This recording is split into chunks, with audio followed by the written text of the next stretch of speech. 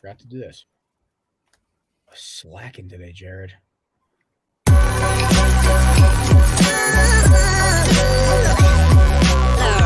The following is a presentation of the Belly Up Sports Media Network. Ladies and gentlemen. What the hell? Ladies and gentlemen, it's time. It's Thursday. It's Korner Booth pregame. You ready? No debate, cause it's all. I'm too official, got the drip, I got the sauce. Bring the proof when it's time to tell the truth. I'll be at the corner booth, find me in the corner booth, yeah. Still standing and defiant. Slay the competition, cause I'm walking like a giant. Bring the proof when it's time to tell the truth. I'll be at the corner booth, find me in the corner booth, corner booth.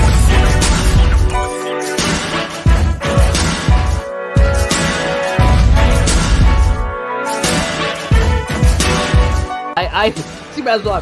Hey, I feel like I have not officially said this. I've tiptoed around it. Kate, will you marry me? Do I have to answer now? Or no, you have time. You can think about it. You can think about a way to say no without hurting my feelings if you want. Oh my lovely. God. I'll send you a letter. Just don't even. Okay, cool. Thank you. Shit. I'll send you my address later so you can send it to my house.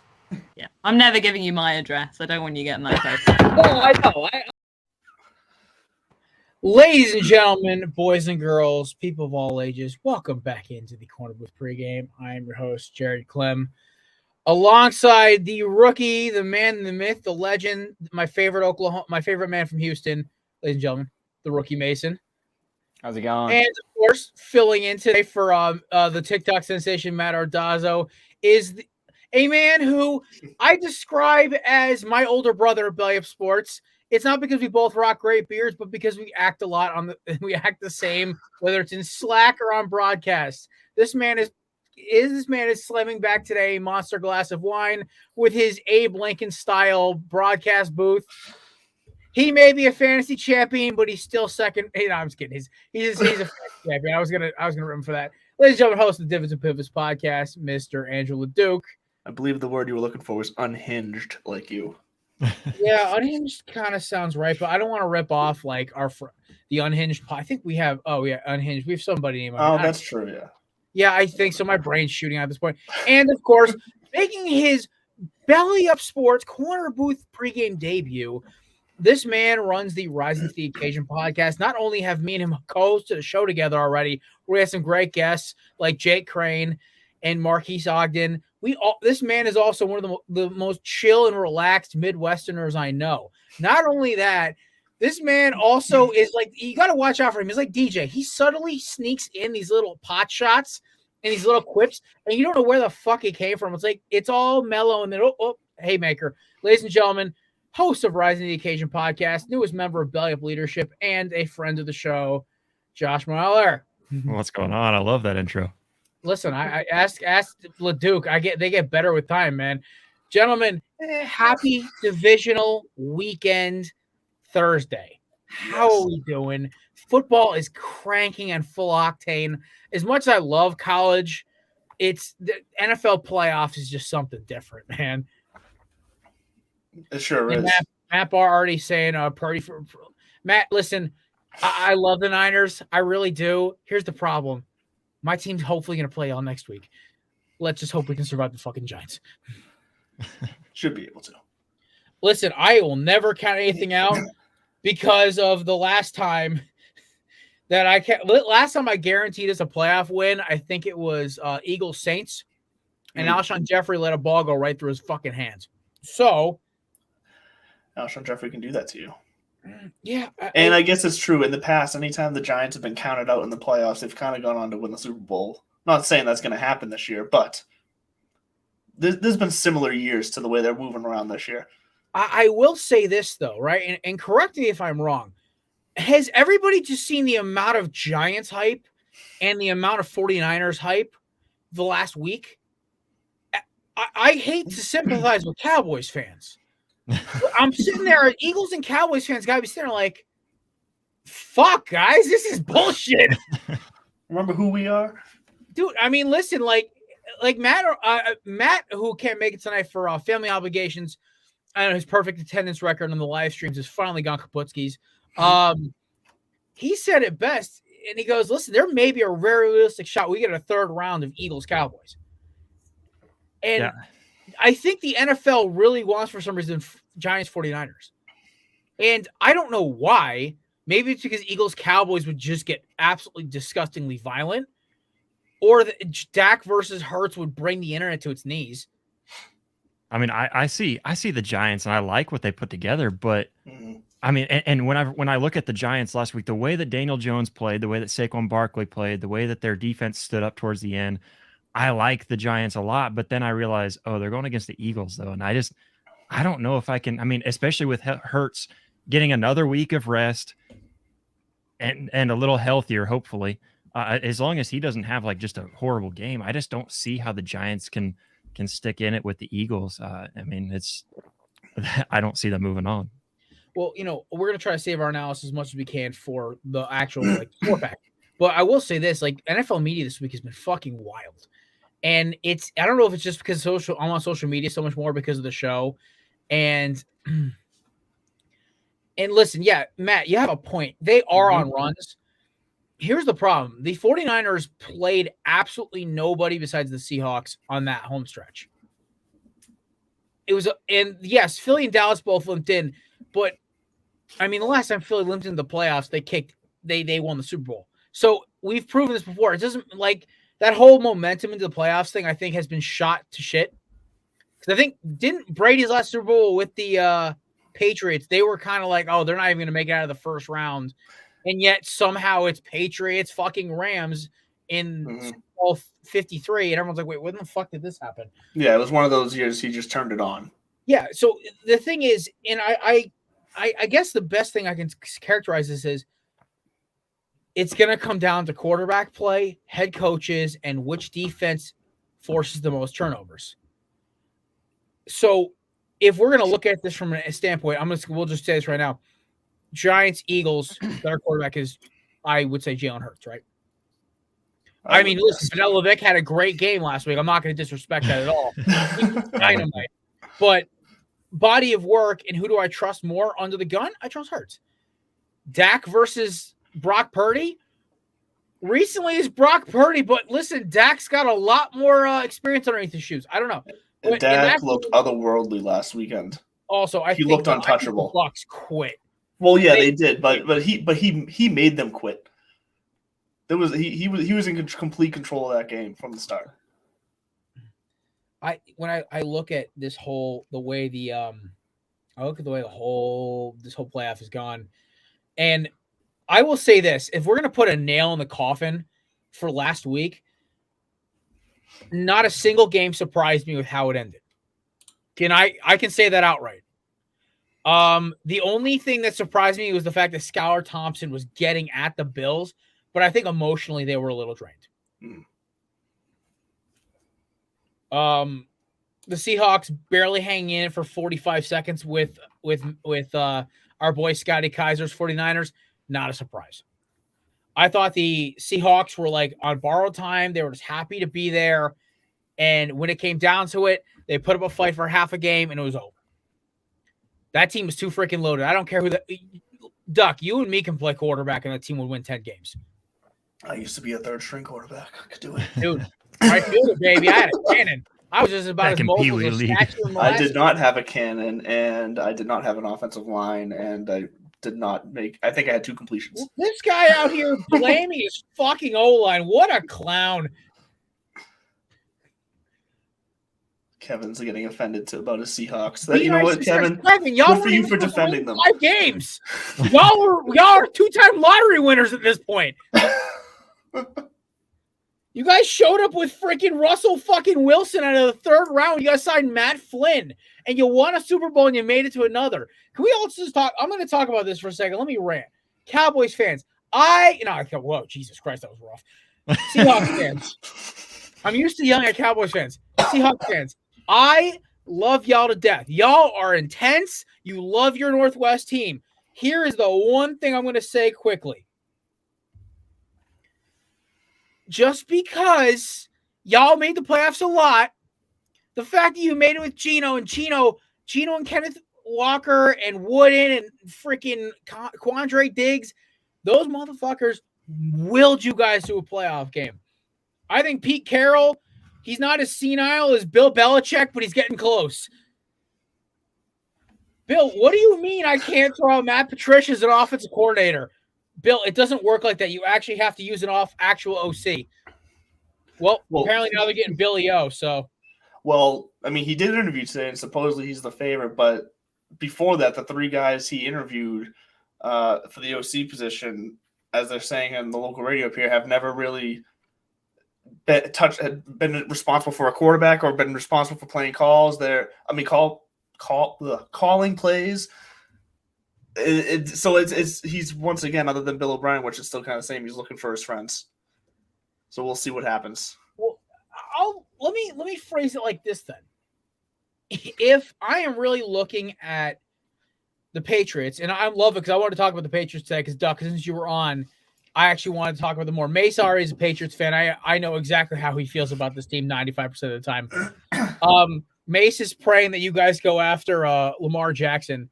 But I swear to God, between him and Matt, the two of them are going to have a fist fight in the freaking studio for who gets Lamar Jackson at this point. My favorite thing is that, let's just say neither of you get him. Let's say the fucking Dolphins or the Titans or somebody ridiculous. The fucking Raiders get him, right? Let's say Brady fucking retires. What do the Patriots do quarterback? Do you guys keep Mac Jones, who reportedly, according to Colin Cowherd, seeked outside help? Which, by the way, if true, which it sounds like it is true, what was he thinking? First I don't of care. all, can I say this? I'm going to say this right now. I don't fucking blame him. So I don't blame him for wanting to be fucking bananas. But how? What's that? What does he think that looks like? Going and calling other coaches, other coordinators, asking for help. Well, who did he fucking call? Billy O? No, they were saying he was calling other teams in the league. Okay, is that confirmed? Because no, it's not confirmed. That's what it is. NFL media embellishes everything. If true. The only thing they got right is the fact that Russell Wilson's a fucking basket case. Well, dude thinks he's Jerry Curl Jesus. I Can we just say the whole toilet to touchdown counter was fantastic this year, and the fact that it went all year was just like poetry for him. I love that. Oh my God. We also talk about the fact that I think Carson Wentz had more touchdown passes until about week 15 than he did. Yep. And Wentz didn't play after week 3. It's brutal. awesome. Russell Wilson, not worth the money. But also, I'm starting to think maybe, just maybe, it was 2/3 Nathaniel Hackett being a fraud. I will apologize to Russell Wilson this once. Russell, you may be a God complex, short, Jerry Curl wearing, fake Jesus, like fake found Jesus motherfucker. But I owe you an apology. You and your soft, corny ass was not completely the problem. Nathaniel Hackett may be one of the dumbest coaches I've ever seen in football.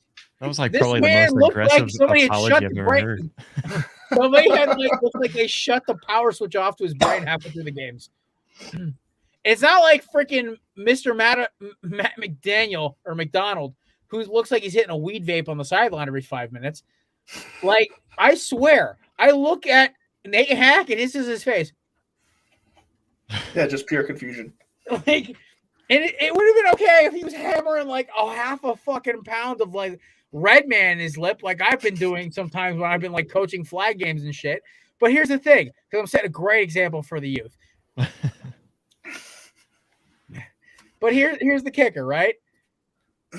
I think that was the biggest debacle of all time. And the Broncos are fucking lucky they have so much money to chuck around because they have the richest owner in sports now. But still, I think it's hysterical. But the Patriots were like, it was all wiping away because they almost made the playoffs. Now, Mace, I want you to set the record straight here. Going forward this offseason, what is your Patriots wish list? What do you want to see happen? Obviously, Lamar is number one, but besides Lamar Jackson, let's say Lamar is off the table. What the fuck do you want to happen to your Patriots? Yeah. So I think regardless of Lamar, I think the number one priority has to be a true wide receiver one. Because, I mean, if you bring in Lamar with the same wide receiving core, I mean, it's essentially the same thing minus Mark Andrews. And so, you're probably going to see similar results. And so I feel like regardless of who is going to be at quarterback next fall, you have to go and get a true wide receiver one. So that's number one. And I mean, if obviously I would like Lamar to join up, but I'm realistic here, and I don't know if that's going to end up happening. So I feel like you have to roll the dice with Mac at least one more season. We've been so spoiled with guys like Allen and Mahomes and Herbert and various other rookie quarterbacks who've come in and within a year or two, gotten these teams to playoff games and won them playoff games and made runs. Joe Burrow's another one. So I feel like, given the circumstances that Mac has had to work with over the past 2 seasons, I don't know. I feel like people just kind of give him a bad rap. I mean, obviously the rookie mistakes are there. The young quarterback mistakes are there.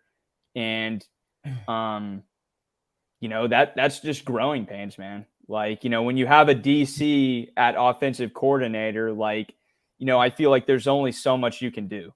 So to me, kind of like I said, wide receiver one has to be the number one priority. Doesn't matter who's at quarterback. And just kind of work around that. I don't know if that's going to be Hopkins. I don't know if that's going to be someone in the draft.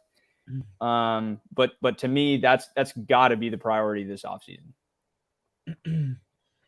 All right, Josh, outside perspective, what do you think the Patriots need to do?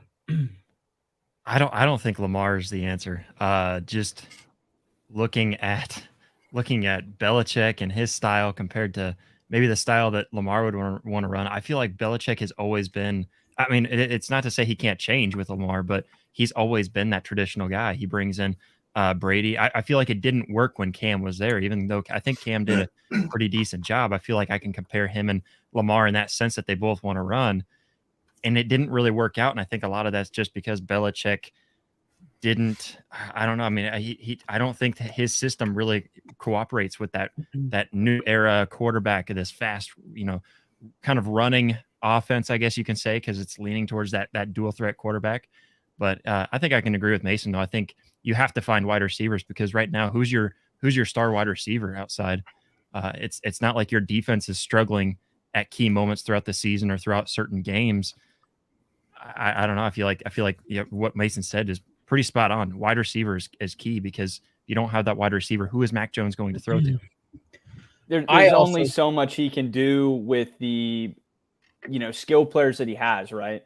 Like, obviously, Ramondre has been a great draft pick, a total steal for where he was drafted. And, the Jonnu Smith free agent acquisition, has turned out to be terrible. Trash. Let's see who else. I guess Hunter Henry. I don't know what to think about that, because, I mean, obviously the statistics tell you that, it's been unsuccessful, right? But, me being biased, I choose to believe that maybe he's just being underutilized, because I was so accustomed to seeing the many years of Gronk, and before him, gosh, I'm totally blanking. But anyway, Gronk, I mean, for what, 6, 7, 8 years, I mean, was easily the best tight end in the league. And, at certain points, maybe like the best sort of receiver, period. So I choose to believe that he is being underutilized. The run game has always been good with the Patriots, ever since Belichick came over. So the run game will stay the same. But I agree, to have a guy like Lamar come in, you have to completely change your offensive scheme and game plan to revolve around these RPOs and just, have basically a run first option every single time. Passing is going to be the second. I think that's a lot harder than people realize too. If Yes. you take it from a coaching perspective of what you've got to do to change your entire game plan around a running quarterback too, it's a lot more difficult than just we'll just throw in a few extra plays. Right. No, your blocking scheme changes, your routes change. What kind of defenses you're going to be going against is now going to change. So there's a lot to go into that. Absolutely. Well, and their offensive line can't even protect a standstill quarterback in Mac Jones right now. They do not have the athleticism on that offensive line to be pulling stunts and pulling across the line to gain Lamar that edge. And so that's not going to happen with this offensive line. Exactly, Duke. They need more Cole Stranges in the first round. This game's Now, more all right. guys with Let's more guys slow with down with singlet that. Let's slow down with that. I will Cole say, Strange, not the decent, answer man. either. okay, before I know, I'm gonna let you finish. But Taylor Swift, Beyonce's video. No, I'm just kidding. I will say this though, okay? I think the best option for the Patriots is get Billy O back, go with Mac, and ride this out. The Bailey Zappi thing was funny until you go back and look at the damn play calling in that game. By the way, Kevin, I owe you Kevin L from Tailgate, not Kevin Wilson. No offense, Kevin, love you. But I owe him an apology. I thought he was fucking crazy for the whole Bailey Zappi was getting better plays. I went back and looked at that All-22 film. Mm-hmm. I may have had some alcohol in my system, but holy shit, the play calling was different. It was like a preseason playbook versus a postseason playbook. I was like, what am I missing here? We all thought maybe like Mac walked in on Bill having an affair. No, apparently he was calling outside coaches. We all know now. So here's the thing. I think Mac is the best option for New England right now. Unless they go out and get Jimmy G or Derek Carr, it ain't fucking changing. At this point, honestly, I don't even want to bring either one of those in. Right. I think the team has too many things on the offensive side to fix. Where bringing one of those guys in as a bridge quarterback to fix your problems temporarily is no different than just keeping Mac there. Yeah. Go get her. Go help your O-line. Go get another edge rusher. Go get a linebacker to go help out Judon on that defense. Basically, protect and ensure Matthew Judon like he's like made of gold bricks. And go get a wide receiver one. Parker is a great number 2 when you throw him the damn ball. I think this Thornton kid is going to actually be pretty decent. Yes. He's just going to Jacoby Myers is great except for his lateraling skills. So that leaves you. There's probably going to be about 4 or 5 wide receivers on the market this year who are going to demand enough money. I don't think it's going to be a receiver-heavy draft this year like it was in years past when you got Addison and Jigma, and that's it, right? I don't think there's any other big-name receivers who actually – The kid from TCU. Oh, yeah, Johnson. Yeah, but he's not getting out of the top 10. It's not going to matter. See, I personally don't think Jackson Smith and Jigba is ready for the NFL right now. I think that'd be a really bad move because he's too small to just jump into it, and he didn't play at all last year, really. And so I don't like him going to the draft right now. He's the receiver version of Jadeveon Clowney. Well, he basically honestly, had one amazing game. He should have played in that playoff game. If he plays in that playoff game, I feel like maybe he proves himself maybe a little more worthy of it, or at least ups his draft stock or something. But I don't know why he opted out of it. That was just stupid and kind of selfish. I understood why he opted out for injury purposes, but for declaring for the draft. Like I think if it was in fact injury, then sure, sit out. Yeah, but do you buy it was an injury then? Because I've heard people thinking he was probably okay. I hate agreeing with that. I heard that he was okay, and then he ended up backing out, and then all these things come out about he's still a little banged up. I don't really know what to believe in it, but if it was for an injury, sure, sit it out. Personally, if it's me, if I'm injured, I'm still going with my team, and I'm still riding it out because I want to be there with the team when they win. If that's the case. To one of me and Josh's one of our bosses, doctors cleared him. He's Kelvin Benjamin Jr. and go Lions. Also, I do endorse that last one. Go Lions. The Lions are my second team I root for because I fucking love Dan Campbell. They've been fun to watch, and you can't deny that. Dude, I was so pissed off because, okay, I'll say this right now. That Lions team gets into the playoffs with the Seahawks. They don't beat San Fran, but they take them to 12 rounds. That game is intense. And I'm so happy, but we're going to transition actually because Leduc brought this up to me. The coaching carousel the last week has been hilarious. You're not losing head coaches anymore. but your half coordinator staying fired. And I love how Brandon Staley somehow keeps his job. I knew the OC was gone, and Ian Rappaport said it best yesterday on McAfee. They had no offensive identity the entire year. You have 5 stars or superstars in that offense, yet you can't have a. Why the hell is Austin Eckler getting 7 carries a game but 15 catches? Just transition him to slot receiver at that point. The man is electric with the football in his hands. Hand him the damn ball. He's got the lack of mileage on his tires. And my favorite thing about all this is the fact that they have so much deep ball ability with guys like Carter and Palmer going deep along with Mike Williams. They have Keenan Allen cutting. They have a deep receiving core. Mm-hmm. Utilize it. They have one of the best quarterback. They have a quarterback, possibly the 3rd best arm in football, who besides Josh Allen probably is the only other guy who could throw it inside of one bar and not the other. Like I don't get it. I really don't get it. And my favorite thing is this. What sparks us Ben Johnson saying with the Lions. I love it. I think this makes the Lions my favorite to win the NFC North next year by a mile. I think the Vikings are going to Justin Jefferson's comments. We talked about this on the show, me, Mason, and Matt. This kind of leads me to think maybe now we've got some issues and maybe they're letting go of Adam Thielen because he's too expensive and he's getting older and they got to pay KJ Osborne at some point. They're going to let him walk and they still got that ridiculous Kirk Cousins contract, or are they getting rid of him? I don't know what the hell's going on. So the Packers, is Rodgers retiring? Is he going to Tennessee or New York? So this kind of opens it. Everyone's like, oh, the Bears. I'm like, the Bears are idiots. The Lions and the team is going to win the damn thing. So yes, back to what I'm saying. The Chargers, you're fresh off of blowing a 27-point lead. Mm-hmm. Your offense looked inept the entire second half. I still think they will never make it past the divisional round of the playoffs with Staley as a head coach, but at least this is a step in the right direction. What do you guys think?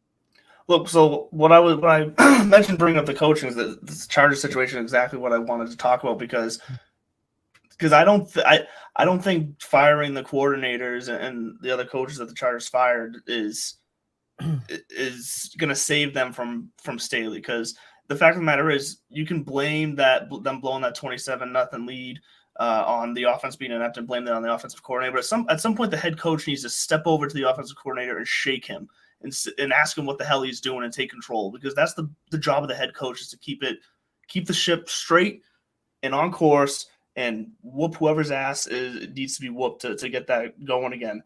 Brendan Staley isn't the type of guy that's going to lead that team, like you said, on a deep playoff run. He's just not the guy. It doesn't mean he's a bad coach. He's just not the guy. But I think this plays into a bigger coaching issue in the NFL right now, in that all these, I hate to make it a thing about age, but there's so many veteran coordinators who have been doing their job for 10 plus years in the league that aren't getting head coaching even looks, because everyone wants the young Sean McVay. And year after year, now we are seeing it fail to where guys are getting fired after a year, after 2 years. And it's not fair on them to get fired that quickly. But at the same time, it's unrealistic to expect them to hit that Sean McVay success so quickly. One thing teams need to be smarter about who they're hiring and let these guys develop. Just like we keep saying, we got to let quarterbacks develop over a couple of years. But you can't throw a coach who's never even been a coordinator into the fire like that. It's just not going to work. See, one thing I will say is there's certain coaches who should never be higher than coordinator. Like Matt Patricia. Wink Martindale. Matt Patricia shouldn't even be a coach. That dude should just sit in a quality control office and twiddle his pencil. Make that what you will. What I will say is that when I look at guys like Wink Martindale, Greg Roman, the late Dick LeBeau, the late Jim Johnson, these guys weren't coaches. I mean, weren't head coach candidates. They didn't need to be. They were legends in themselves, because sometimes you are best suited when you have to worry about one side of the ball. Like Rex Ryan. If Rex Ryan went back to be a DC somewhere, or Jim Schwartz going to Cleveland, right? Dude, that Cleveland defense is going to be lights out next year. You know why? Because he doesn't have to focus on anything else except 4-man rush, 6 guys drop back, a linebacker spy. Boom. Playoffs. And because the Cleveland has that kind of freaks in that defense. But why I'm so happy. Hopefully, this whole young phenom coach thing is dead. Mm-hmm. Look at the coaches who are succeeding. Shanahan, you can't call him a phenom coach. His pappy been coaching in the league since before Leduc was born. Mm-hmm. And he's an old man. You're looking at Nick Sirianni, dude's older than everyone else on this panel. Doug Peterson, who's my dad's age, or close to it. He was also a quarterback in the league for years. Dan Campbell was a interim head coach, was a coordinator, tight ends coach, and is now a head coach. Like, you got to realize some of these guys, you can't just go from quality control consistent 1 year as an OC, boom, head coach. It doesn't like the fast track ways.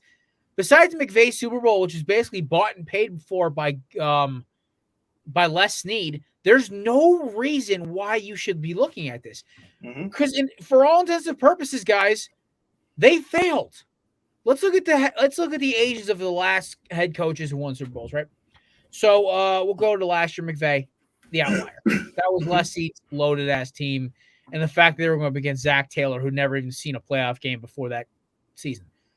The year before, Bruce Arians, ancient. Okay, Andy Reid, cheeseburger loving and ancient. Yep. I do believe the year before that it was Bill Belichick, Satan, immortal.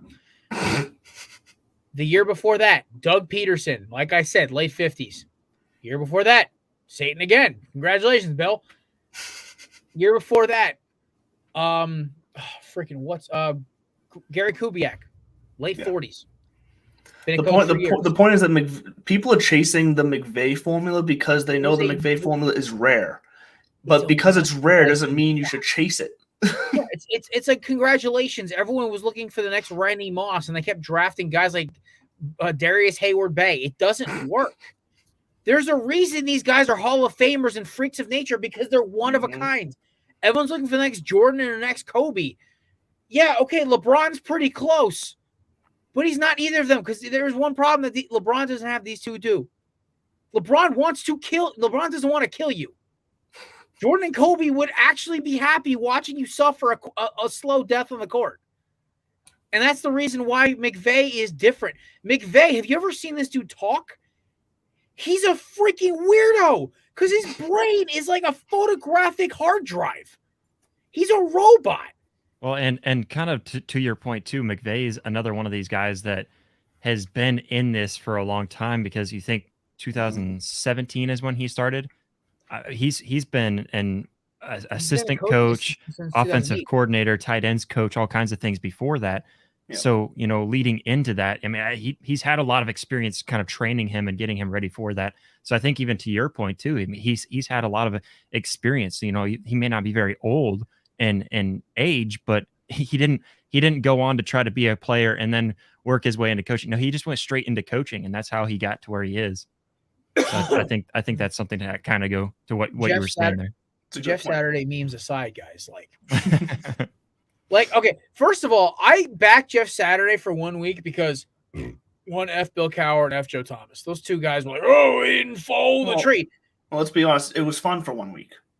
Oh, it was hilarious watching Josh McDoofus lose to them in Las Vegas. And just the fact that he says the Raiders suck, and then everyone's like, well, he's going to lose to the Raiders, and then he's going to wish he didn't say that, and then he beat them. That was just awesome. It was great. And you know what the best part is, against the Eagles. I'm like, the Eagles came off of one of the most insane and gut-wrenching and frustrating losses in the recent memory for the team, maybe since Carson and the boys got their ass kicked by the Saints in 2018 by 50. But they come in and they're like, oh, they're and they played them hard, right? But you watch what happened. Saturday did not want to do that. Nick Sirianni looks at Jalen and he goes, all right, do your thing. MVP, get out there and just go win us a game. Hurts walks right down the field and does a layup into the end zone to win the game. Not even kidding. Does the whole layup motion and everything, right? Runs down Broad Street. And then you saw the unraveling of this Colts team. You saw them blow a 33-point fucking lead to the Vikings. And I will say this again. I think we are having this same conversation about Brandon Staley next year. But when they can't blame the OC And they can't blame the GM after he's probably going to go sign somebody ridiculous in March. Because you can't blame the GM.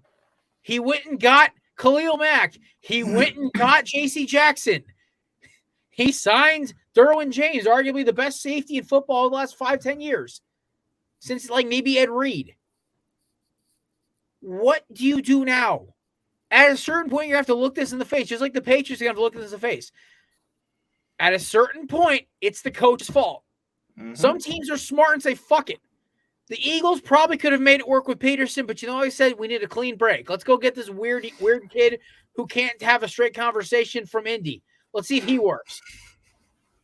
The dude, Sirianni can't do anything wrong. I was walking around Philadelphia a month and a half ago. Dude, Nick Sirianni walks around like, yeah, they'll give him shit if he loses, but he's a Philly boy now. Like they love him like they love Doug. At a certain point, you got to realize you got to cut the head off the snake first to kill it. Sometimes that's what it is. You can try to put all the, like in Jacksonville, it was just Urban Meyer. Trent Baalke wasn't the problem. Baalke went out and had a great offseason. Everyone's like, oh, they overpaid for Christian Kirk. Who caught one of the most clutch touchdown passes of the weekend? Christian Kirk. Mm-hmm. Zay Jones, who they overpaid for, caught the game, basically the game tire. So Evan Ingram had one. Evan Ingram, another overpaid free agent, right? So before we move on, or at least I give you guys some thoughts to close up this argument, the head coach is the most important position in football. Freddie Kitchens proved that with that loaded-ass Browns team, right? They go and get Stefanski. What happens? Stefanski's a doofus, but he's smarter than Freddie Kitchens was.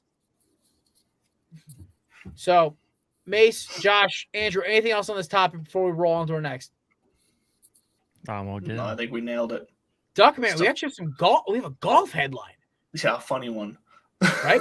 Roll with it, baby. See what you got. Yeah, so big news, say, in the golf world is that Live Golf finally has a home other than YouTube. Live Golf signed a contract with the CW to air their tournament. So, as my fantastic co-host Bud Copeland put out there today, Dawson's Creek has some new friends on the CW. So did Arrow reruns. Yes. Just of all networks to all of a sudden decide they're going to run a sports package, I don't get it. Well, they used to carry the Yankees games for a long time when I was a kid. I remember I used to see the advertisements. I'd be watching Arrow, like, catch the Yankees taking on the Minnesota Twins on Thursday Night Baseball on the CW. I was saying, were they the CW what? Then? Because weren't they something before the CW? They were like My TV 9, and they changed to the CW. That's right. It was My TV 9. Yeah.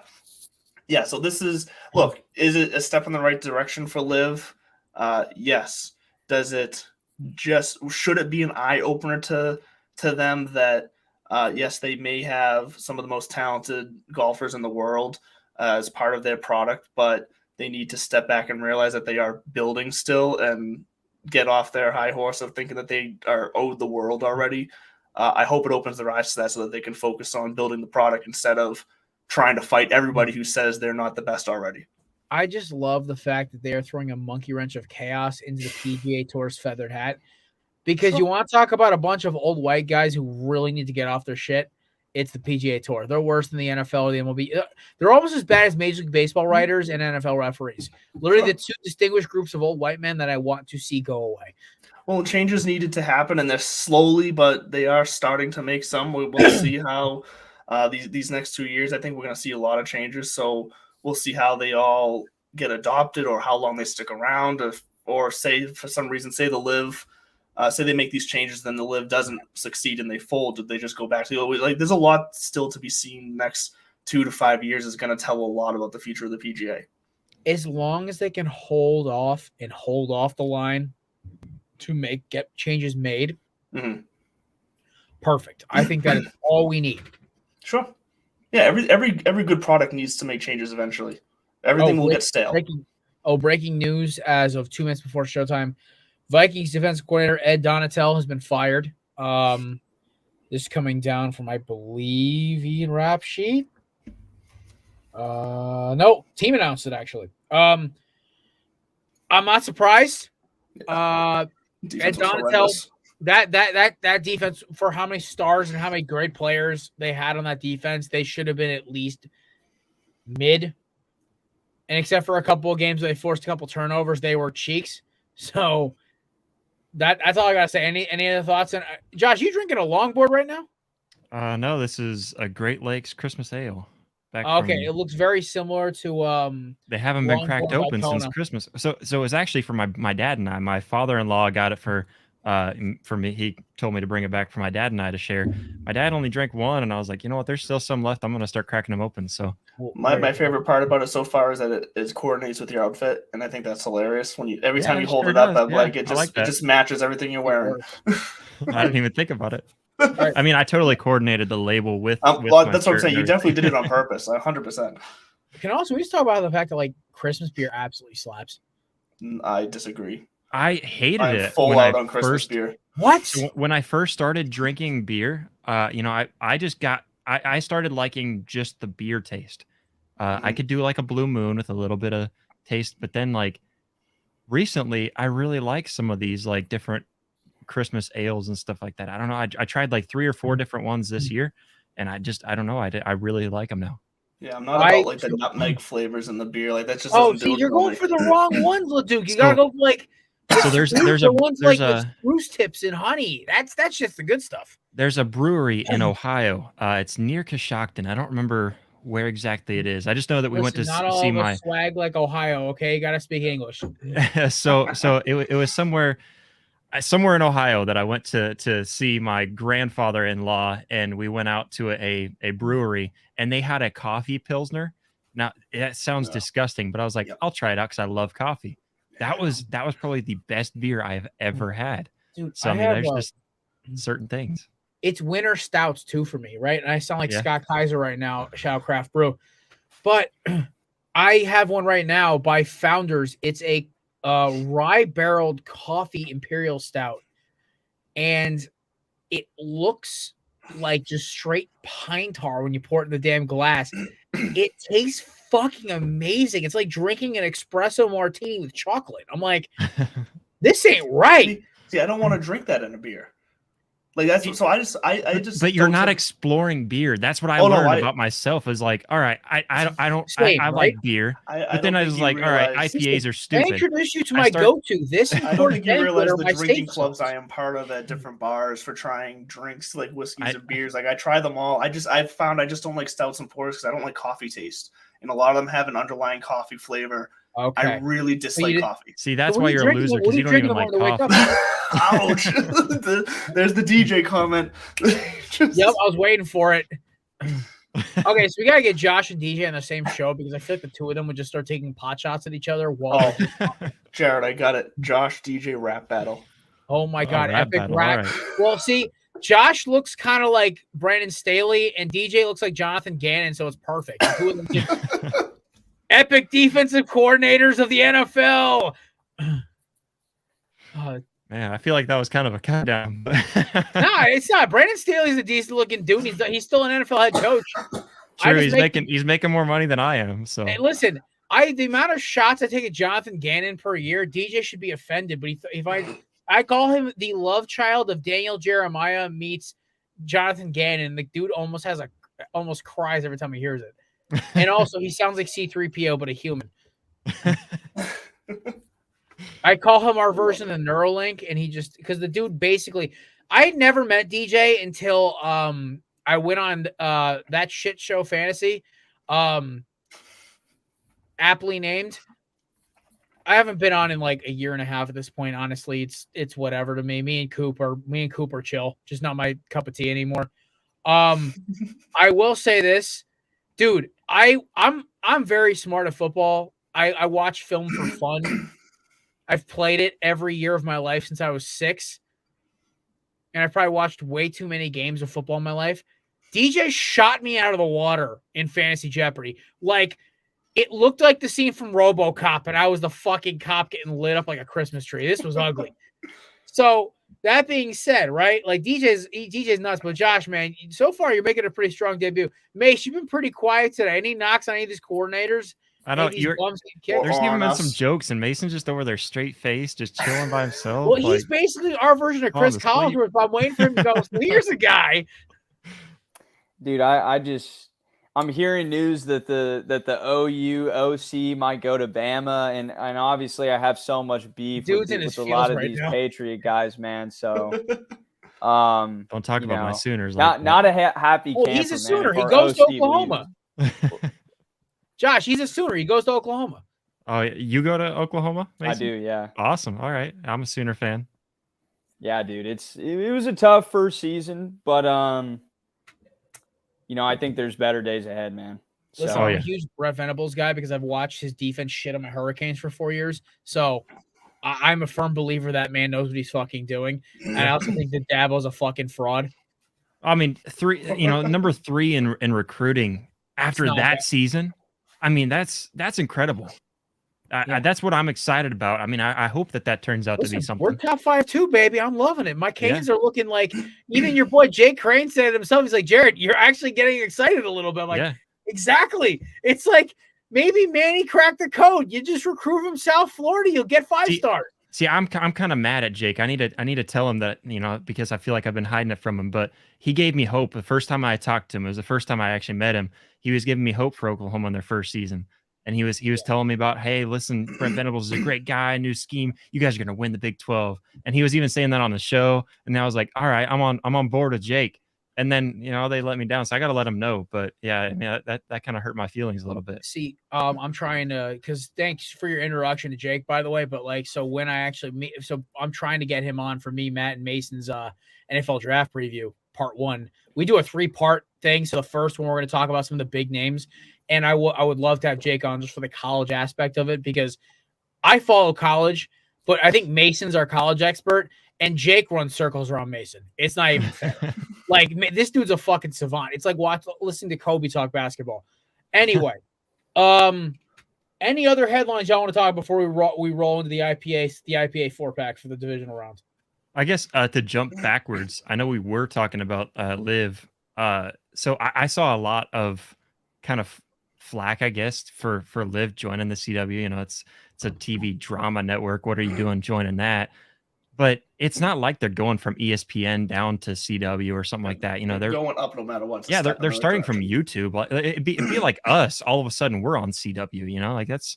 That's a kind of a big move. So let's I'll not take let's national not, television. I would rather stay away from networks, so you don't have to worry about our language as much. But well, yeah, but that's precisely why I was saying I hope that opens their eyes to accept the actual place they're in the growing stage. Because that's always been Bud and I's biggest grief with them, is that they do act like they deserve the world already. Well, and kind of that ignoring the fact that they're starting over. That the PGA is shaking in their boots over that too. Well, it's because they never thought they'd get any network. So just for them to sign on anything is now a step to legitimacy. Yeah, and I know I've talked to you, Leduc, about it, but it's just kind of funny. Whenever you look at it, it's something that everyone was all bad media about the Live whenever it first started, and so now it's kind of starting to pick up. People are starting to hear more about what they're doing, and they're kind of well, it's entertaining though. This is kind of cool. The second season for them will be big as far as a look at what's to come. Fair enough. Especially with all the guys they brought in. Yeah. Couple quick headlines before we get into the IPA 4-pack. Tommy Pham inks a deal with the Mets, 1 year, $6 million. The veteran outfielder coming back from his from a season in Boston. Nathaniel Hackett is interviewing as OC for the New York Jets. Mason, should we start praying for Matt now, or should we let him suffer a little bit? That's crazy, man. Oh that is nuts. I'm surprised. Woody, what the fuck, man? No, Joe Douglas, what the fuck, man? He had such a great opening second season with Salah. Quarterback's your issue, not OC. Aaron Donald is playing in 2023. He is not retiring. That's the report you heard earlier. And finally, another OC bites the dust. Byron Leftwich has officially been let go by the Buccaneers. Sweeping staff changes is what they're calling it. It ain't gonna fix it. Lipstick on a pig, it's still a pig. Well, it might also just be might be the telltale sign that Brady's either retiring or leaving no matter what. He's not going to be in Tampa because most of those guys were handpicked by him. Yeah, Byron's going to go land on his feet somewhere else. It's not going to be he's a good OC. I'm not blaming Byron for what happened hell no. this year. I think he's good. I think he's grown enough as a coach to where he'll be all right. Beans Christ, Jesus Christ, and Byron. I had to do it, man. Every time I can't think of that guy's name without thinking about that dude from Sidewalk Talk NY. All right, gentlemen, I put these shades on. You know what that means? This next segment is brought to you by the amazing people at YeezOfficial.com. Promo code Corner for 10% off. You want amazing shades like these that are basically Jared proof? Well, they are Jared proof. They're still here. You know where to go. YeezOfficial.com. Promo code Corner 10% off. First game, we're kicking it off. Jags and Chiefs. The line officially of last night was Jags Jags plus 8.5, Chiefs minus 8.5. Duckman, I'll start with you. What are you looking forward to this game? What's sticking out to you? And then who are you picking?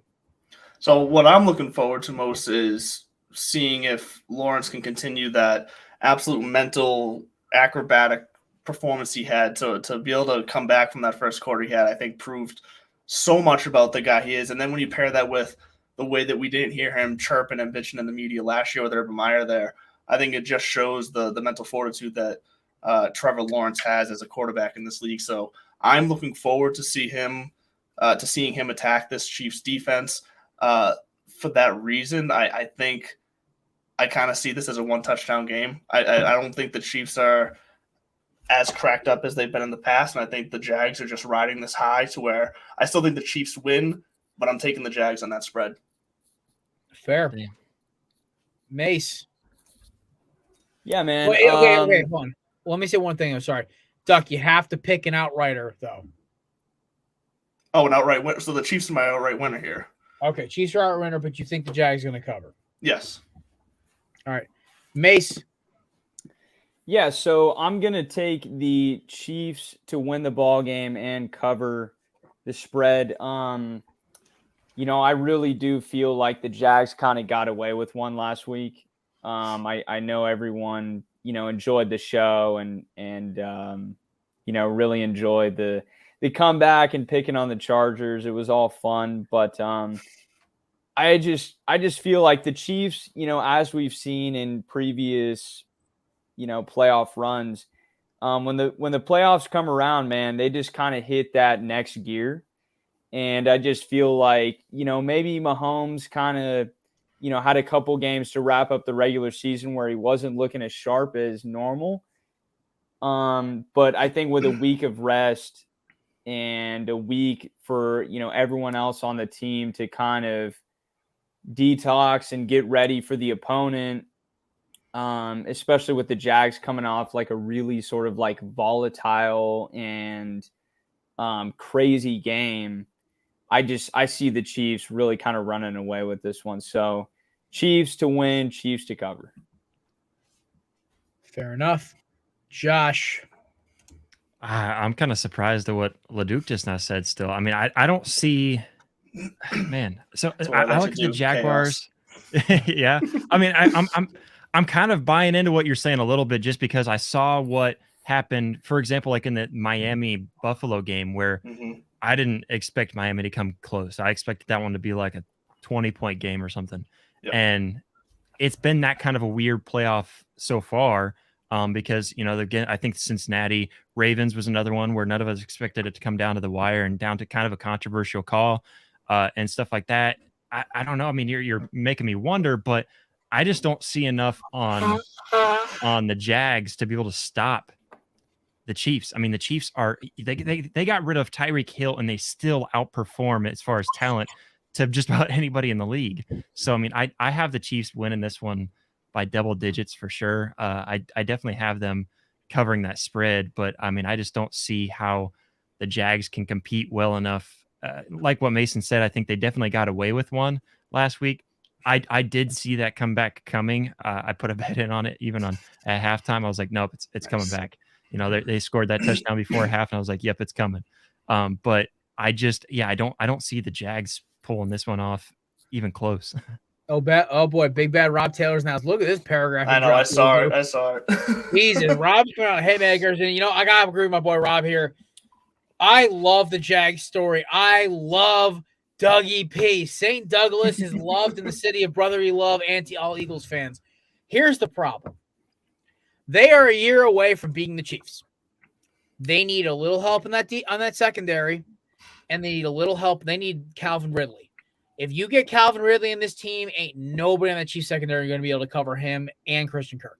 That's a good point. Trevor needs another year of playoff experience underneath his belt. This ain't like when the Eagles ran it with Doug's second season because Nick Foles had been in the playoffs and that team was just beating teams.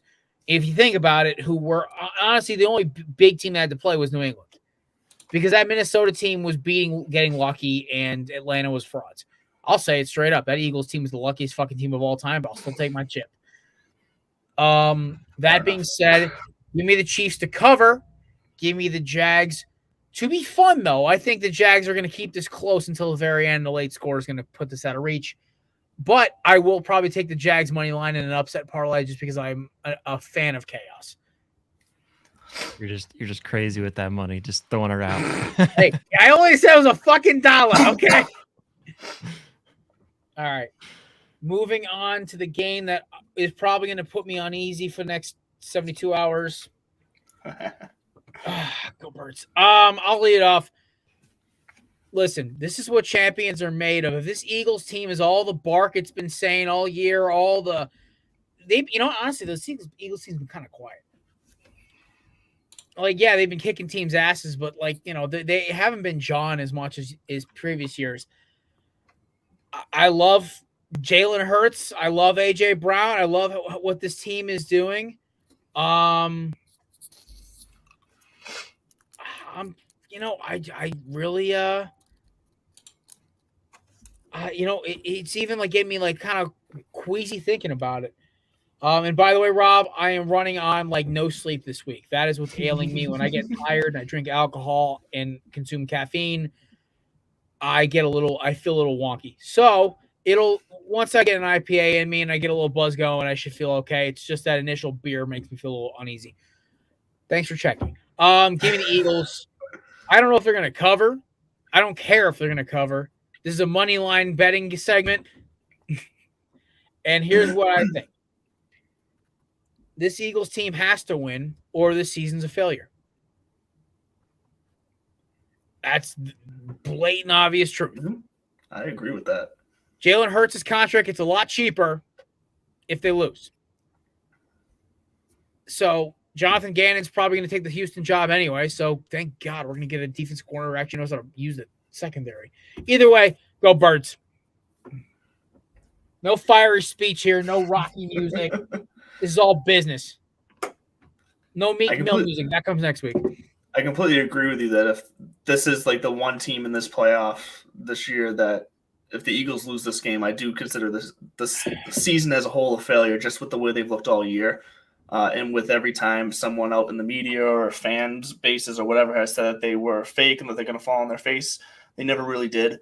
They stumbled a little bit, but every team stumbles here and there. But they, for the most part, lived up to and exceeded the hype and the expectations that were put on them. So if they lose this game, 100% a failure because this is a team that should at minimum be down to the last play in the conference championship. So I do think they're going to win this. I do think they're going to cover. I like what the Giants are doing, but I think the Eagles are too powerful. All right, Mace.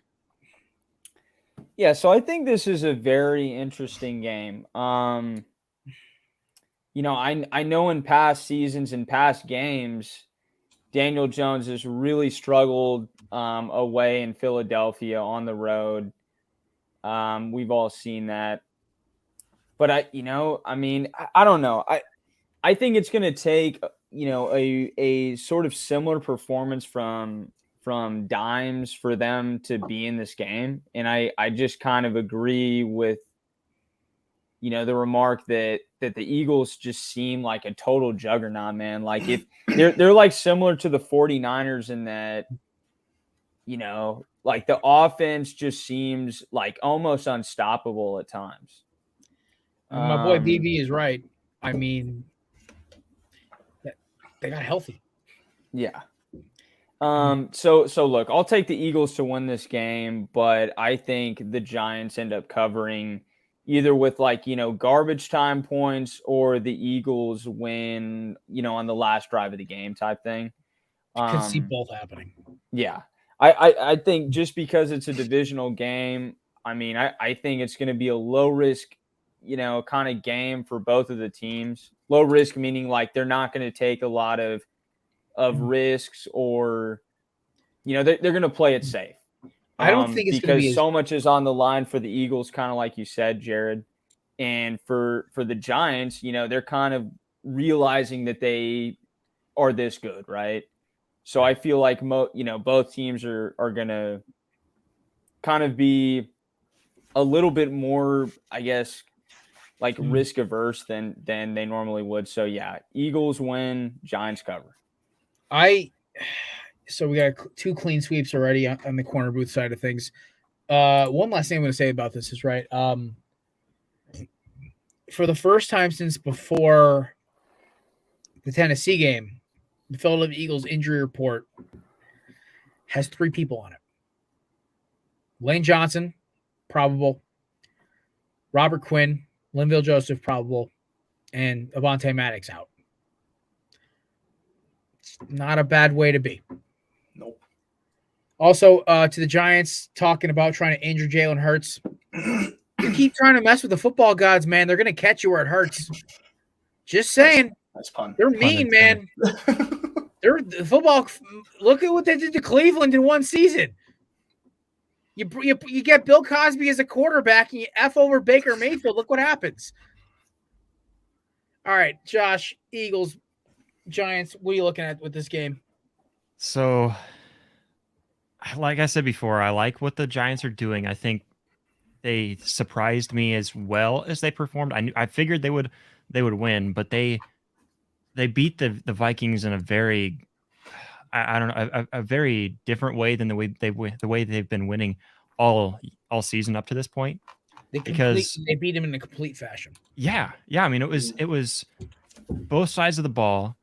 It was Daniel Jones not just performing well like he has all season. I think he's been a good quarterback all season. He was phenomenal against the Vikings, but I just don't see how that's going to come against the Eagles, going to Philadelphia and playing against the Eagles the same fashion, because you went to the Vikings, who we all know were kind of overrated in many ways. We all know that, I think Ryan McCarthy even says that they're the worst 13-win season in NFL history, or a 13-win team. Shout out to Big Ryan, by the way. But I see this Giants team, and I'm trying to think of how they can outperform, especially if Hurts is playing on point. Jalen Hurts, I've been calling him since the beginning of his career. I liked it a lot whenever he came over to Oklahoma. I was a huge fan of it. He played, phenomenal that season with Oklahoma. But then whenever he went into the draft, I thought he was kind of underrated a lot of ways. Whenever he first got drafted by the Eagles, a lot of Eagles fans weren't really liking him. He stepped in, and I thought he played really well. Why he's my favorite player now is because I've never had a player win me over. Win me over from me hating his guts to not hating his guts. I loved him in college. I thought he was a cool dude. I always loved his attitude, but he was a threat to our quarterback. He's just a gadget guy. I don't buy that. I think Howie had a plan all along. I think Howie Roseman knew that Wentz is a fucking basket case and he didn't want to deal with him. Well, and I saw the progression last year and I thought, this guy's special. And I guess he's still special because he's just got a better work ethic than anybody else. And he's not going to tell you that. He's going to show you that. And so, I mean, he's something else when it comes to personality, to leadership skills, to his work ethic, to just about everything that goes into the game of football. And he works harder than everyone. And it's showing this year. So if you want to talk about most valuable player, what does that mean?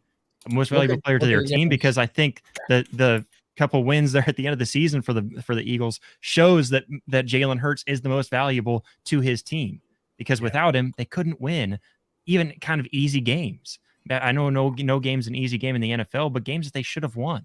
So, I mean, like the New Orleans, Baker Mayfield. I almost called Baker, but Gardner Minshew was atrocious. he telegraphed the game-sealing pick six, and it literally was like he just stared down AJ Brown.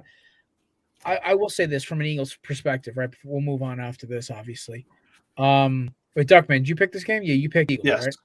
Okay. Yeah, I picked Eagles. I'll make sure. I'm trying to really work on making sure nobody gets left out here because I've done it to Mason a couple times over the last couple weeks, and I feel horrible every time I do it. As an Eagles fan, there's something the vibe of this team, it's different. It's not even like the 2017 team. I don't know how to put my finger on it. But like Jalen Hurts has that kind of like mentality you want a leader to have, that kind of work ethic. I don't like comparing him to these guys, but he reminds me of the way he handles himself. He's got that Jordan Kobe kind of just like, I'm going to win. I'm going to beat you. I'm not going to show ridiculous emotion until the game's over. And when I'm on that field, I'm going to come for you. And, of course, one last thing, he's got that dog in him. But, I just, my favorite picture I saw this year, him wearing the Kobe Bryant Eagle shirt, which I bought, by the way. I went out and found and bought that shirt. That's cool. Because also, one, I love Kobe, and two, him in the McNabb jersey is iconic. Also, you look up in the background, there's like 15 fucking Game of the Year NFL Player of the Week balls. Like 15 of them. They're all just stacked in his freaking locker. He hasn't even opened the plastic for them. Because he knows what it's about. This dude's a winner. And he's on a redemption tour of like biblical proportions. This man has been fucked everywhere he goes. He gets passed over by the guy from SpongeBob with paper skin and glass bones named Tua. Then he goes to Oklahoma and gets mollywopped by Trevor Lawrence. Even though he gave everything he got in that Oklahoma game. Then he goes to Philly. Joe Burrow. Sorry, Joe Burrow. Sorry.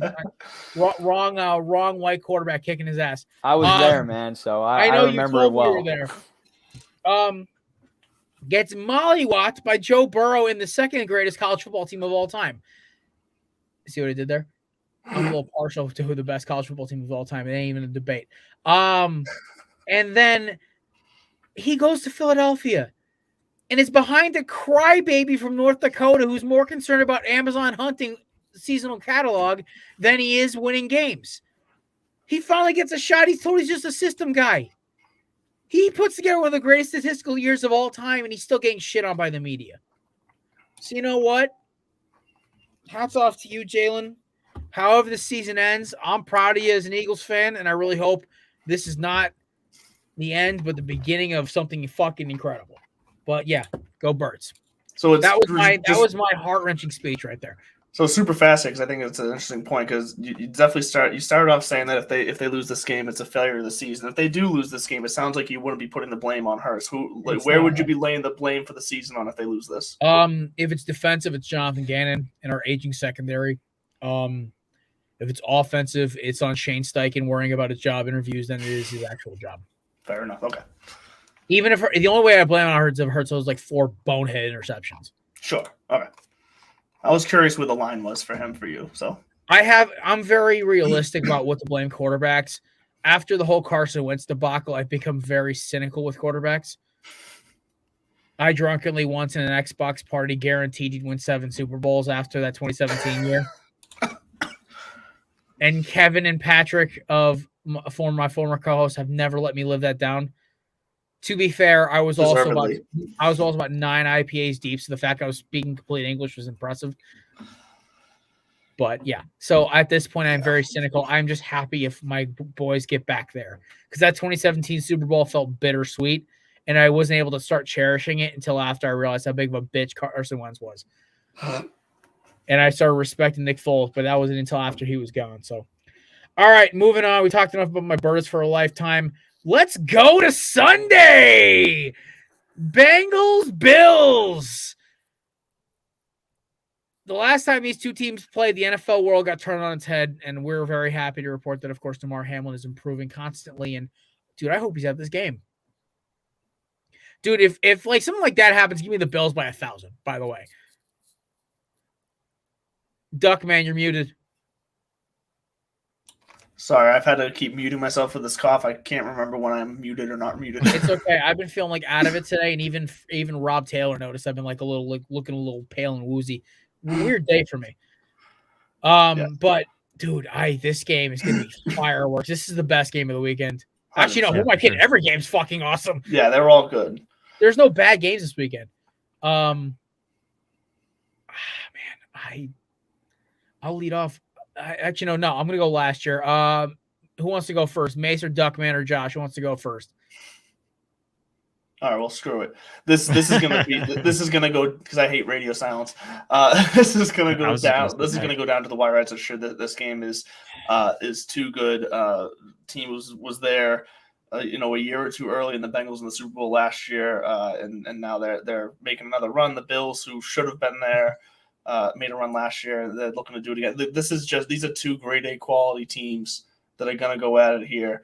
I do have the Bills winning. I have the Bengals covering because I think it's just going to come down to the field goal or something, a last touchdown, something that's going to keep it. It's going to be back and forth close the whole game, but I do think the Bills win. Shh! Don't tell Rob Taylor. But whoever wins this game is going to the Super Bowl. Yeah. I think I agree with that, honestly. I do. I picked the Jags to cover against the Chiefs, so I think it's fair enough. I think everyone's been stroking the Chiefs a little too hard lately, and they're starting to eat their own Kool-Aid. All right, Josh, we'll let you go. Man, I have a really hard time picking this game because when before the postseason started, I went with the Bills. I just figured, you know what, they played outstanding against the game or against the Patriots. Mm-hmm. And going into the playoffs, I figured they were going to roll. Watching how Josh Allen played against the Dolphins and just overall against the Dolphins, I thought that was an ugly game by the Bills. So that kind of made me question things. But then the Bengals didn't do so hot against the Ravens. That made me question even more. I think I'm going to go with the Bengals to win the game, just because I think they're that team that's going to be good enough to pull it off.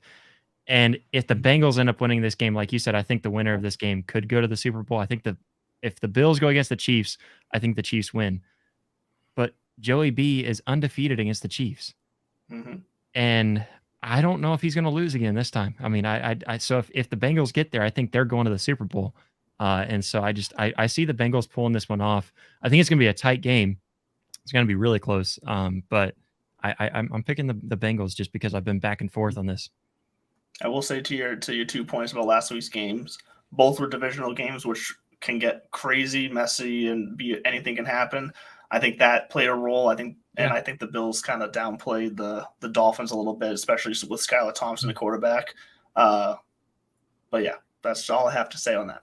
Well, and the Bills' defense just didn't look good either. So I think with their defense, without Von Miller, what pressure are you going to get back on Joe Burrow? Because I think without that pressure, now he's got a little bit more time, and he's got way too many threats out there. They got to really pray that Greg Rousseau goes fucking off. Like, he just goes batshit. Because besides that, they really don't have an A or B tier pass rusher who can get after it.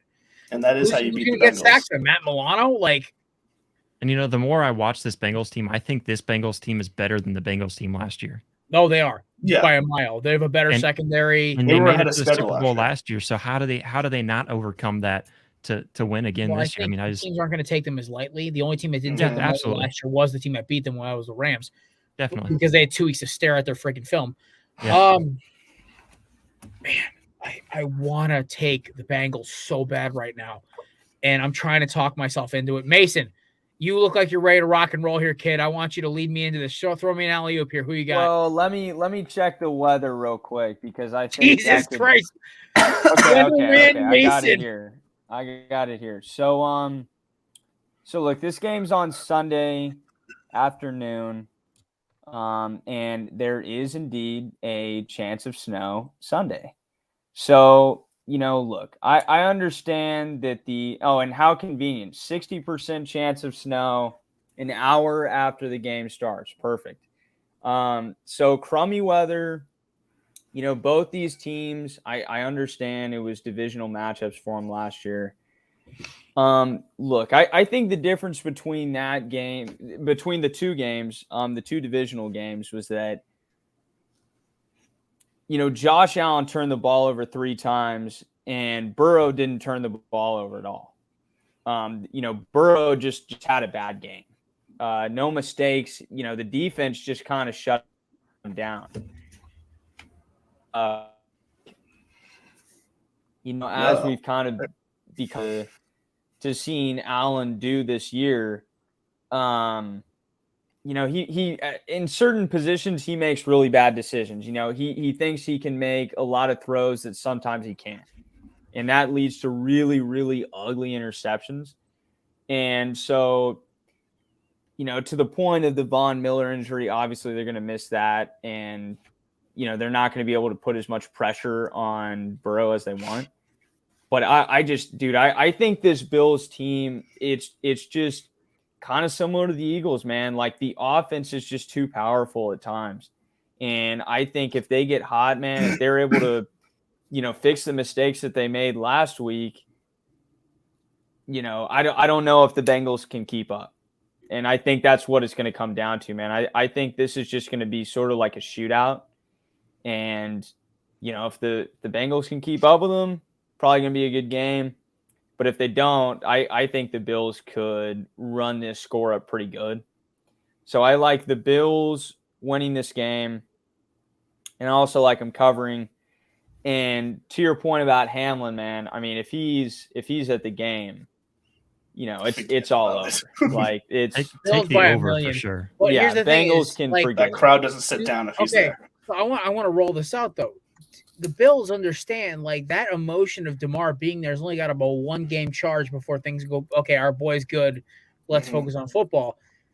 That pure emotion of seeing him there, if they want to lock in that Nas tank of emotion, they really got to be careful, because if they bring him out for the Bills game, I mean, also it's kind of emotional because it was the team he got hurt against.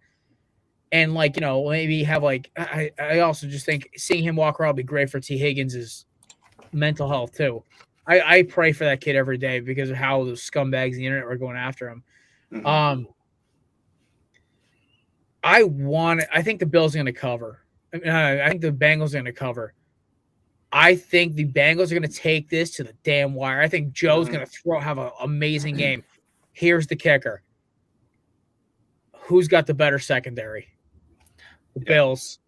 And that's going to mean that I don't give a fuck who's rushing Joe Burrow. You could have the worst pass rush in the world, but if you got 2 elite cornerbacks or 2 elite safeties and 1 good corner, ain't going to mean shit. Kier Lee Elam played his heart out against Miami, against those good receivers. So did Tre'Davious White, who had one of the best interceptions I'd seen in the postseason in a while. And you also have Micah Hyde, who's going to play, and Jordan Poyer, the hit stick. Dude, I'm telling you right now, there's something about I'm seeing a late Joey B tipped interception that's going to call this game. And we're going to get Bills Chiefs in a telegraphed neutral site game. And oh my God, that game's going to be fucking electric. I'm ready for Atlanta, baby. Atlanta, Let's do this. Dude. Yeah. So Atlanta probably hosts the championship game again, guys. I don't know how electric it's going to be. Listen, in Atlanta, that's an airport hub city. Dude, how easy is it to Dude, who cares, bro? Like, Bills are going to travel.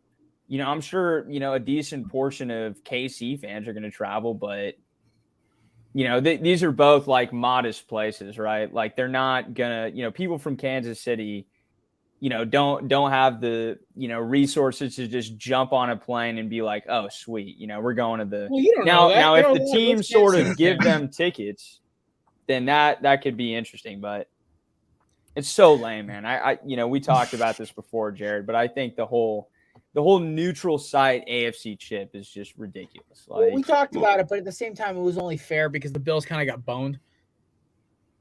Oh yeah, they did, but it's just play it in KC, play it in Buffalo, play wherever you want, man. But Atlanta, what are we doing, man? Well, to 2 of your points, Jared, I think that is why because you mentioned Hamlin being rolled out, that's good for a 1-game boost in energy. It's got to be this game then, because they're not going to roll him out at a neutral site. They're going to roll him out in front of the home crowd for that sake. But yeah, because I'm sorry, I'm not forgetting they're playing in Buffalo, right? Yeah, they're playing in Buffalo. Yeah, playing in Buffalo. Yeah, so they're going to roll him out for this game regardless. Two, though, you mentioned their secondary. The Bills' secondary is the exact reason why this game will stay close for sure. Because the Bengals' offense is deeper than the Bills. The Bills' offense is more explosive because of Stephon Diggs and Allen together, and Diggs catching 50 balls per game. But when you look at the two offenses side by side, roster wise, the Bengals are much deeper between Mixon, between Higgins and Chase and Boyd. Even, I mean, that's a much deeper, threatening, consistent offense than the Bills is. The thing with the Bills is that they're just so explosive they can take the top off at any moment of the game. So the secondary is what is going to keep the Bengals kind of at bay as an offense, and this is why this game will be close. But if the Bills had more injuries in the secondary just wasn't as good, then I do think the Bengals would be able to beat this team. I'm going to say this right now. I have a weird feeling. I actually might go back and change my picks in a minute, but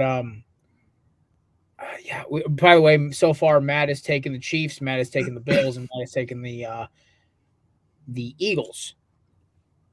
That being said,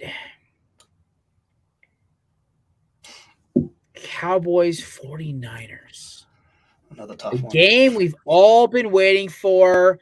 The NFL's two darlings. I'm surprised the NFL hasn't they've been talking about all the history for this game for a while. And Matt said it best. This is the best defense the 49ers have played all year. Mm-hmm. And for the second time in the last 24 months, the Dallas Cowboys are going to do the Philadelphia Eagles a favor by weakening the San Francisco 49ers. I think the Niners are going to pull this off. This game is going to go down to the damn wire. I am talking, it's going to be 30 seconds left on the clock. Purdy's going to throw off a lob. Somehow Debo's going to come down with a step out of bounds, and I think Robbie Gould's still their kicker, right? I can't remember. Robbie Gould's going to hit one from like 50, and the game's going to be over. And Mike McCarthy is probably going to either lose his job or be in fear of losing his job to Sean Payton for about 3 months. I think the Chiefs are going to win. I got to disagree with Matt here. This is Matt's upset pick. I didn't pick an upset pick until now. I will talk about it after we're done with this game. I think the Niners are just going to pull this off. I think this game is going to be ugly. It's going to be sloppy. I unfortunately think somebody's going to get hurt. I hope nobody does, but I just have that weird feeling somebody's going to get hurt in this game, or at least somebody's going to get knocked out for the game, hopefully just for the game or for a quarter. I think this game is going to get nasty. I think Purdy's going to get decked a few times by Micah, but I think Kyle Shanahan is smart enough to scheme around Micah Parsons like Shane Steichen did in the Eagles-Cowboys game in Week 4. If you go back to that game, the Eagles ran a lot of zone reads where they basically pull the ball out and dump the ball over Micah Parsons' head and let Miles Sanders and A.J. Brown get a full head of steam running down the sideline. So, that being said, I really think the Niners are going to win here. Also, Matt took the Cowboys. His explanation was it's the best defense they've played in months. So give me the 49ers, give Matt the Cowboys. Oh, hi, Kev.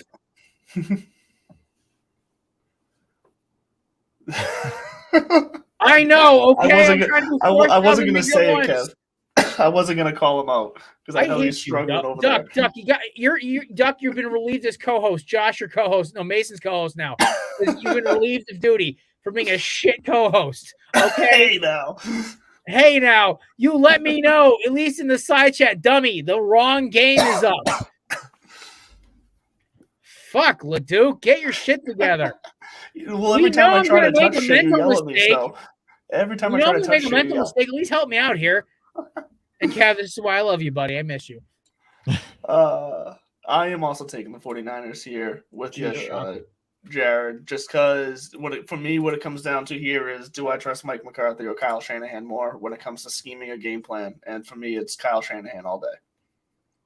I love how the Cowboys looked last week, how Dak looked last week, but we've also seen the Cowboys look like that one week and then look like complete shit the next. Yeah. So I'm going to take Kyle Shanahan and I'm going to hedge my, not hedge. I'm going to place my bets on him. There you go. All right. Excellent choice. Excellent choice. Thanks, co-host. Mace, you've been promoted. Make me proud. All right, so I think this is the most interesting game of the week. I really do. with the Cowboys dominating last week, I think now you have to start asking all the questions, right? If the Cowboys would have squeaked out a victory last weekend and the defense wouldn't have looked as sharp as it did, I think we'd be sitting here saying San Fran, with the way, especially with the way that they kind of like blew out Seattle. I mean, we would be taking San Fran, no doubt about it. But the Cowboys defense looked really sharp. I mean, Tampa Bay could not get anything going outside of garbage time. And you know what, man? I don't know. Purdy's played great up until this point, but at some point, to me, I just feel like the fairy tale has to end at some point. And, I honestly, I hate to say it, but I think it happened Sunday night. I think the Cowboys end up winning this game on the road. And I guess Cowboys cover here and they win the game. So this is like a walk-off field goal to me. Really tight game, kind of like you said, Jared. Sloppy, couple interceptions. Prescott returns to normal form. 1 or 2 picks. And Purdy just kind of comes back down to earth, man, because of the 5 or 6 games that he's played, that he started, like, has this dude even had a pick? I honestly don't know. I'm asking that question. I don't think he's had a pick. I mean, if someone wants to check that, but I don't think he's had a pick this year. Okay, yeah. So, I mean, at some point, it's got to happen, man. Like, he's got to have a less than perfect game. And he has yet to have had that as long as he's been starting. So, I like Dallas to win this game, unfortunately. And solely if this was Jimmy G playing, I think the Niners win. But I just, with as good as Dallas played the defense, particularly last weekend on Monday, I don't see Purdy just, ripping it around like he has been, the past month and a half. So Cowboys. No interceptions. Wow. I mean, it's impressive what he's doing. It really impressive. is. I understand that, given the weapons that the Niners have and Shanahan and all the scheming and everything, but I mean, to come in and pretty much have, a month and a half of like completely flawless starts. I mean, this dude is like yet to have made in like a mistake, a crucial mistake that's cost the team any sort of, like anything really. And I mean, this dude was drafted in the 7th round. Like it's crazy what he's doing. Mr. Irrelevant. Not so much anymore. Josh, what about you? So I'll start off with Brock Purdy. For Brock Purdy, I think, like you guys have been saying, he's been flawless.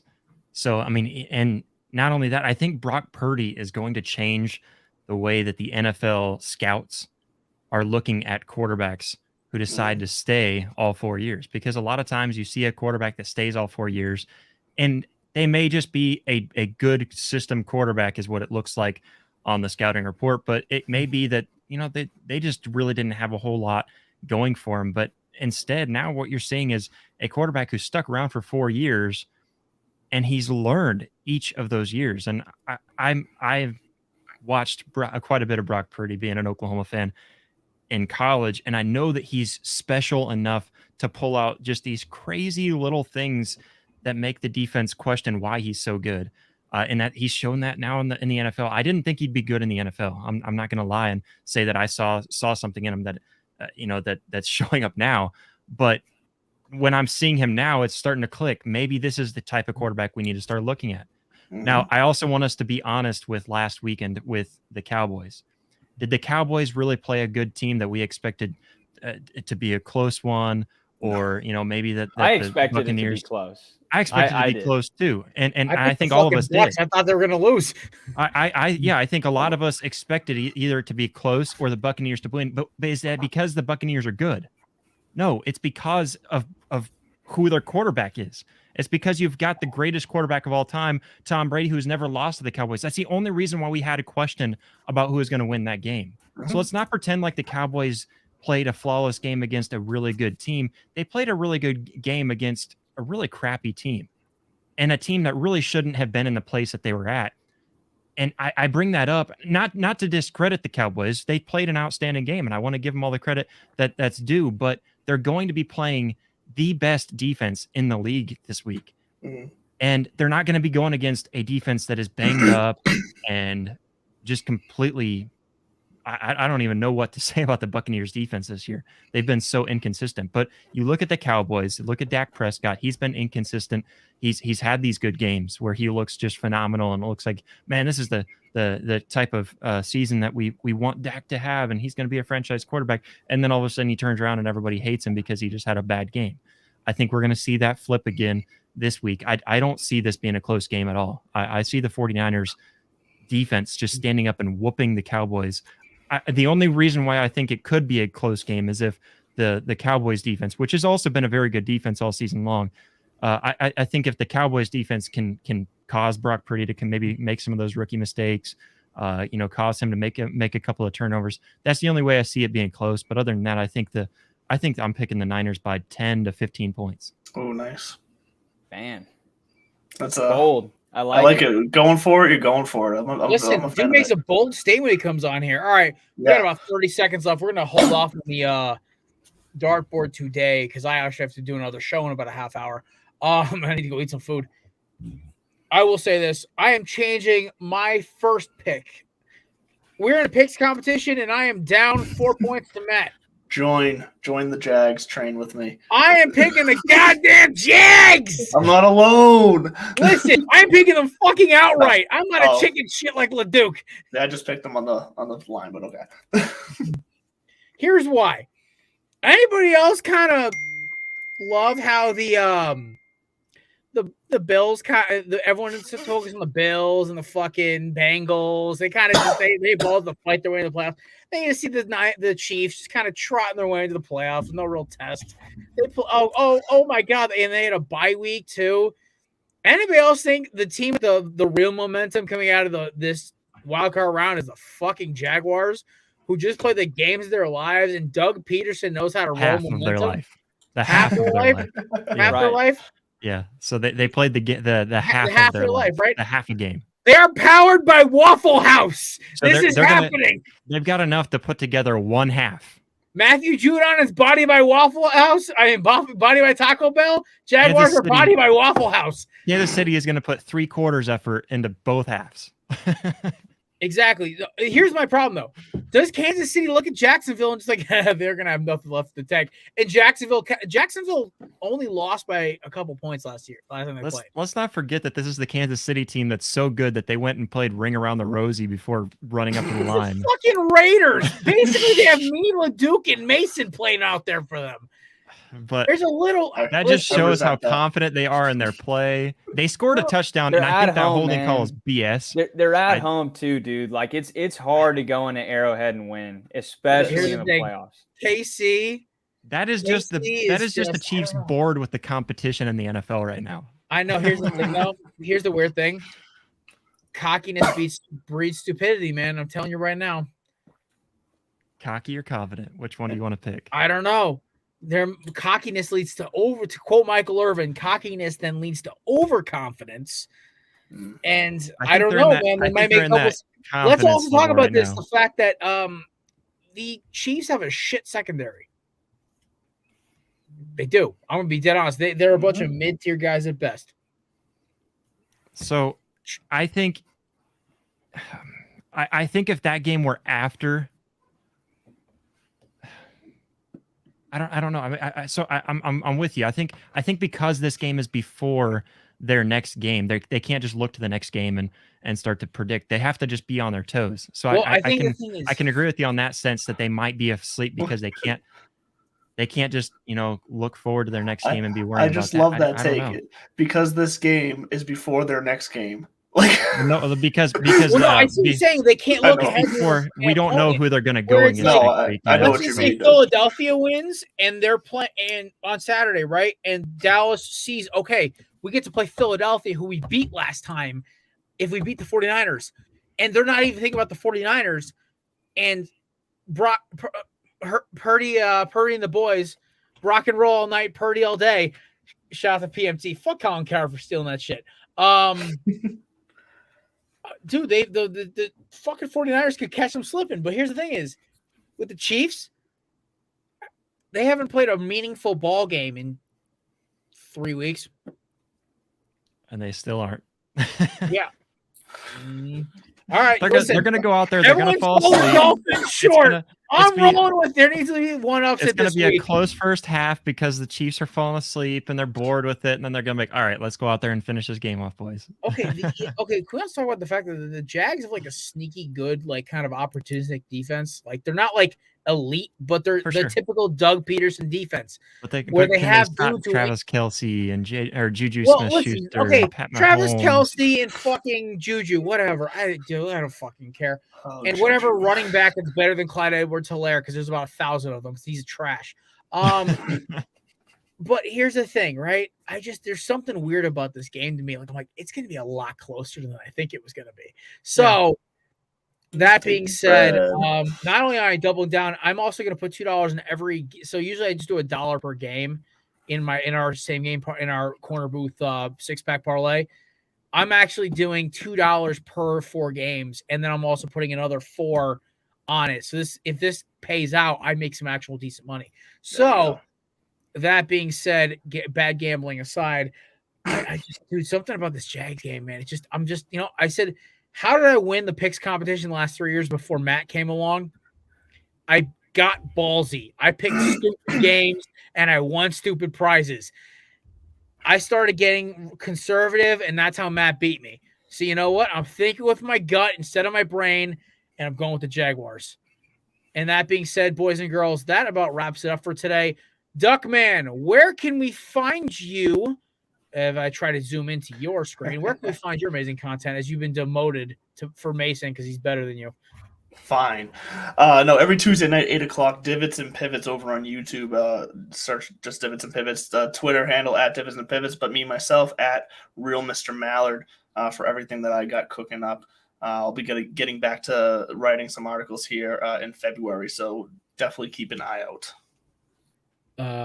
Thank you to my friend Brent over at 1420. By the way, great show. Guy's a Yankees and USC fan, but he's from Canada. Mm-hmm. Just an interesting cat. Like I like the dude a lot. So Josh, where can the folks find your great content? Easiest place for me to send you to is just going to rising2.com. That's rising to. I host Rising to the Occasion. We try to put out as much content as we can. Not a really set schedule yet, but just go check it out. Talk all kinds of sports. We need to get him and DJ on the same show. Mace, you've been the superstar today. Where the hell can we find our awesome content? And you running our Corner Booth Twitter. Yeah, so the Twitter handle is right below me at Corner Booth Pod. Check out the Twitter. I run it along with Jared for any updates on the podcast, which is available on podcast apps, Spotify. And then if we feel like it, we will occasionally put up the podcast live stream on YouTube. So you can find the podcast there as well as the Twitter on at Corner Booth Pod. Nice. You can, of course, find my dumbass at Belly Up Jared on Twitter because I have a name to keep up, all my 200 followers, and I'm Corner Booth Jared on every other fucking promotion thing. I don't fucking know. Social media to me has become a job because I do it as a job for both of my jobs now. So it's like now I look at it like, fuck, I gotta log on to Facebook or Instagram. Damn it. I'm becoming a grumpy old man, guys. I swear to God. Either way, Doc, I just have a great way for us to do some content because you live about like 2 hours from me. I should come up there. We should probably play a game at 18. Your mic's off, dummy. It even showed up on the screen. I freaking did it again too. I was just coughing. I fucking hate this cough so much. I was waiting. I hate it so much. Matt shows up. Matt caddies for us because Matt lives like 20 minutes from me. Yeah. I drive up with Matt. Maybe we pick up Kevin on the way because he lives over by you. And we just do a game where Matt and Kevin just sit and commentate with me. We play a horrible game. It'll be a hell of a lot of fun. That'd be a good time. Let's make it happen. Either way, I think we should do it for Better Sports content. But ladies and gentlemen, we appreciate you stopping by. Check out Divots and Pivots, Rise to the Occasion, and of course the Corner Booth Podcast, which is available on YouTube, Spotify, the whole 9 yards, all of them are. And of course, shout out to our amazing company that we work for, Belly Up Sports. Check me out in about 27 minutes on Belly Up After Dark. It's where all the bosses, me, Dan Mater, Kevin, Mike Brown, we're talking some random shit. I'll be drinking whiskey instead of beer. Whiskey's my truth serum, boys and girls. I get real saucy. So, ladies and gentlemen, I'm about to go scarf down some food at rapid fire speed.